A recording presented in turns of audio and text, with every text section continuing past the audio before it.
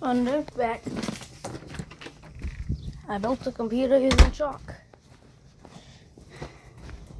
So there are 3 parts of a computer: the heart, the brain, and the blood.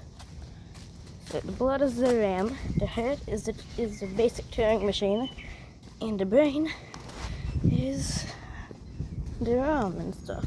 So right here we have the arithmetic logic unit, ALU, and the register file, which is the RF. And this is a simple Turing complete machine, which is the heart of the computer. And over here is the brain of the computer, including the callback memory. I should have said CS, so it's call stack, but I did CM, callback memory. This is the program counter, and this is the instruction memory.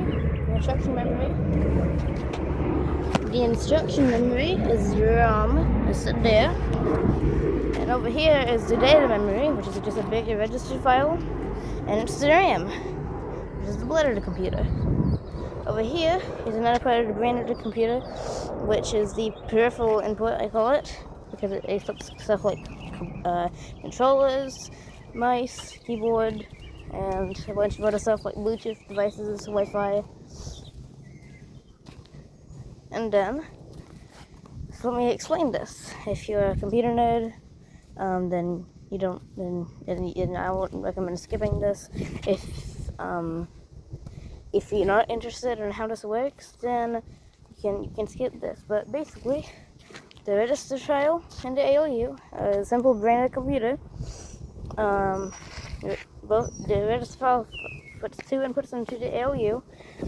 ALU can feed into the callback memory.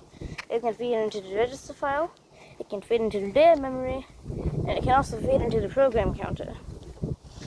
The register file only feeds into the ALU. Instruction memory only feeds into the ALU2 because instruction memory is the instructions, the operations that the ALU takes. And in the ALU, it's just like anything, like if you're a Pythoner, then like def or define functions, decorated functions.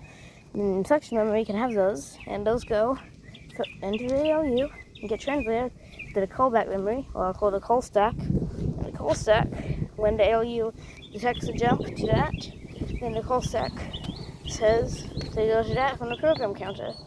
But ALU can also just go to a jump number in ALU straight to the program counter instead of a call stack memory.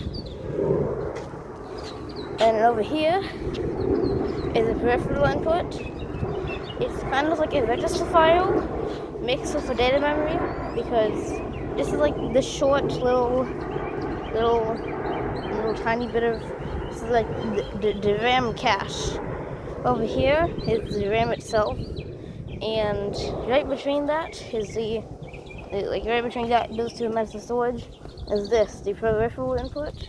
And the ALU can read that, it only goes into the ALU, and when it reads that, it reads what the input is coming in from all the peripherals, aka those 3 and some more.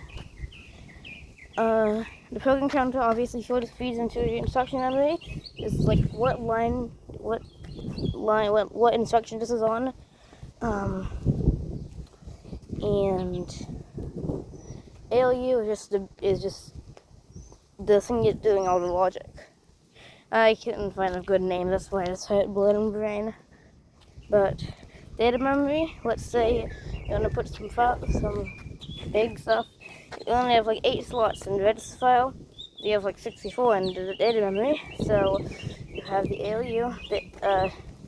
Let's say the RF has register 3 as 7. Then the instruction memory, let's say store register 3 or whatever I said into data memory, line 1, and that would go into the ALU with the program counter, with the clock, and the register file. It would go into the ALU, and it would tell to send the data into this Or, for example, it can say if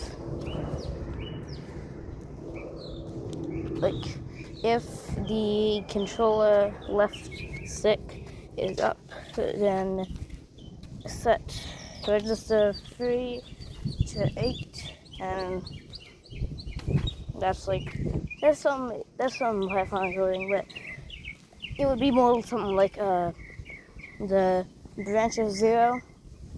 So now you know how this works, and hopefully I can continue my logic learner series to teach you a better understanding of this. Either that or you're gonna have to watch Mad Rat Wings.